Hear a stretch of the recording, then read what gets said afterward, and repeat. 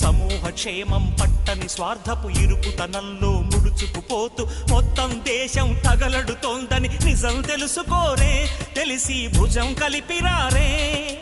అలాంటి జనాల తరఫున ఎవరో ఎందుకు పోరాడాలి, పోరి ఏమిటి సాధించాలి? ఎవరి కోసం ఎవరు ఎవరితో సాగించే సమరం ఈ చిచ్చుల సింధూరం. జవాబు చెప్పే బాధ్యత మరచిన జనాల భారతమా, ఓ అనాథ భారతమా? అర్ధశతాబ్దపు అజ్ఞానాన్ని స్వతంత్రమందామా, స్వర్ణోత్సవాలు చేద్దామా? ఆత్మ వినాశపు అరాజకాన్ని స్వరాజ్యమందామా, దానికి సలాము చేద్దాం.